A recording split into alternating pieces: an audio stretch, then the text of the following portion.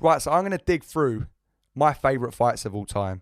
Now, this isn't the greatest fights of all time. Some of these are the greatest fights of all time. But these are fights that I just love watching. These are fights that I get such a buzz from watching. I can watch over and over again. Fights that I can put on repeat multiple times for different reasons. And just enjoying a technical basis, or one that just gets the juices flowing. So I'm going to fly through these. Let me know in the comment section which is your favourite fight or your favourite fights of all time. And if you don't agree with me, remember, this isn't necessarily right or wrong. This is just my opinion and what I personally enjoy watching. So, starting off with an absolute banger. Haggler versus Hearns. A true super fight. 3 rounds of just mayhem. For me, this epitomises what legendary fighters are all about. Providing unbelievable entertainment, despite the fact that the pressure is absolutely off the scale. These guys, you see a lot of super fights where the best get in with the best, and it's a little bit of a tame affair. But these came out swinging from the get-go. Haggler had the war hat ready to go, come out with a right hook from the get-go. The greatest first round ever. 2 of the hardest punchers of the era. One of the toughest fighters physically in Haggler against one of the most fearsome punchers ever. It's just absolutely unbelievable. It's off the charts. It's non-stop action. Haggler absolutely covered in blood. Both of them just going to war. And again, it goes to show why the best fighting the best is so important. It doesn't matter if you lose these fights. Tommy Hearns lost that fight. He lost by a pretty bad knockout in 3 rounds. If you lose by a bad knockout in 3 rounds, that's normally not a good thing. But still, years later, the fact that these two got in and worked like that in such a high pressure fight, it's still spoke about as one of the greatest fights ever. Neither man came away from that a loser. Haggler came away a winner. He got the respect that he always felt he was due. He had obviously dominated for so long already and would go on to further cement his toughness against John Mugabe in another classic. But Hearns lost that fight and people still talk about him as one of their favourites of all time. Obviously, the legendary career he had around that fight helped. But the fact that these guys went in and just swung like that at such a high level, because it wasn't just... I say it wasn't just like a bar fight. It kind of was. There were obviously high-level bits involved, but these two just went fucking at it. Brilliant fight. Always enjoy watching it. Haggler versus Hearns. And next is actually not one of the greatest fights of all time, and it's one you might be a little bit surprised to see, but it's a personal preference for me. It's Duran versus Daniel Gill. Now, firstly, I have a personal connection with this because I'm a Chelsea fan, which isn't the reason, but Duran was the first boxer I ever watched live on the telly when he boxed Domenico Spada. My dad said, there's a Chelsea fan, Chelsea boxer box him. Why don't you watch this? And that was just when I'd started training for the first time about 13 years ago. And I said, all right, yeah, I'll sit and watch that. I'd obviously seen the likes of Ricky Hatton, David Hay, just on the telly, Mike Tyson, Muhammad Ali. But I sat and watched that, and ever since, I've never really lost that boxing bug. And I've met Duran a few times now. He's a top fella, really sound. He's even jumped on a mini podcast with me. But his story, the fact that he'd lost his brother, the fact that he'd been beaten up and had severe injuries that were holding him back, the fact that he'd even challenged the great Sergio Martinez and broken his nose and just slightly fallen short. Even the fact that Michael Buffer called him Darren Baker. It just always seemed that he was always destined to not quite get there at that world level. Now, I don't think Daniel Gill was one of the great world champions, but he was a very solid one. He'd beaten the likes of Felix Sturm. Beating Felix Sturm is no easy doing. I think he'd also beaten Sam Solomon, who was also a champion. So he was on a good run of form. And I just remember watching that with my dad, really, really desperate for Barker to win a world title, because he would have won every title he was able to win, all the way from Southern Area to world, which is basically like completing boxing.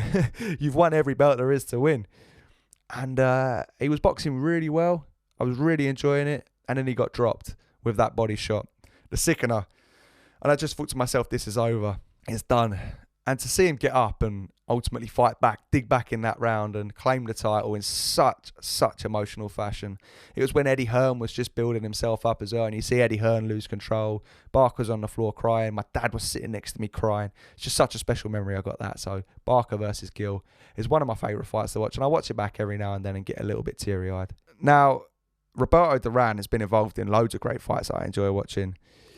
Personally, my favourite is his one against Davey Moore. Not because it's the most competitive fight, it's an absolute massacre, but just because it's so brutal, it's so efficient. Duran is so on fire. I love the way he just chips away, works his shots, and just grins when he has more hurt, because he was completely written off in that fight. And the crowd's going crazy, the commentary's going crazy. I love Davey Moore versus Roberto Duran, but I think the fight with Sugar Ray Leonard is the magnum opus of his career. Like, I have said this before in videos. I don't think there is a fight where two fighters have gone in as such a high level and such good form. I think Ali versus Frazier, but Ali had come back from the ban. You know, Duran was 71-1, the pound for pound star. Leonard had proved himself as an elite, undefeated star, knocking out Wilfred Benitez. They were both in their prime, and they both went 15 rounds toe-to-toe at such a high level. I love that fight. I love the inside fight in the way they're just throwing, digging, non-stop. It's one of the greatest fights I've ever seen. The brawl in Montreal, unmatched in welterweight. I also love his fight against Iron Barkley as well. To go to just because it's absurd, the fact that a former super featherweight when he started his career at 38 is going toe-to-toe with the fearsome knockout machine in Iron Barkley, a man who had blasted Tommy Hearns away. And then he dropped him, firmed that left hook that nearly made him do a 360 and won the middleweight title at 38. Cemented him in eternity as one of boxing's greats. I have to give a shout out to one that I just put on all the time. George Foreman versus Ron Lyle. The yo-yo fight. Both of these guys got knocked down multiple times. Two of the hardest punchers in heavyweight history. Just two absolute machines. Ruthless fighters. Just swinging for the fences. All the technique went out the window here. And you got to think, this is just after Foreman's been knocked out by Muhammad Ali. Like, talk about having a nice, easy fight to get yourself back. I just love this fight. It's so much fun to watch. It's not the most technical, but neither of these guys are holding back. They're both on the floor. You've got the legendary, what's his name? The legendary commentator. I can't remember his name off the top of my head. Just going absolutely ballistic. It's, definitely one I can watch all the time. I also have to give a shout out to Sugar Ray Leonard versus Tommy Hearns, man. The era of the 80s was so exciting. I think in that one as well, you see such a high skill level, such a high work rate. Not the most intense fight of that era, but just the way that they're able to adapt their styles. And when they do engage, it's so vicious. You have Hearns stalking and Leonard on the retreat, and then boom, it switches and Leonard stalking and Hearns is on the retreat. Unbelievable pace, unbelievable action. Two absolutely brilliant stars. Leonard had lost to Duran, so he knew what he was all about. He knew he could dig in those fights, and ultimately proved his ability to adapt and dig in when it really, really matters. So that, for me, is just so much fun to watch. I also love Alexis Arguello versus Aaron Pryor. Again, you got the discipline and the power and just the class of Arguello against that wild, menacing, never-ending energy of Aaron Pryor. And it's just fought at such a high level, at such a high intensity. The heat, you could just tell by the end how exhausted Arguello is, just because Pryor won't slow down. The right hand that he landed on Pryor's head that nearly knocked his head off. The fact that even up close, they're able to keep their guard, move their head, pick their shots so subtly and so beautifully. I put that fight on, and I always tell people to watch that fight. But number one, the one that stands out to me, the one I've watched more than any other one in history, is Arturo Gatti versus Mickey Ward 1. The entire trilogy is off the charts. I'd really recommend their Legendary Nights documentary. You can get it on YouTube. HBO did a documentary on their trilogy. But there's never a fight that evokes the same emotion in me as Gatti Ward 1. I love that fight. That fight, it's had me in tears multiple times because neither of them were top level. It was a 10-rounder. Both of them had to overcome severe adversity to get there. Mickey had close to 50 fights. He'd lost about 13 by the end of it as well.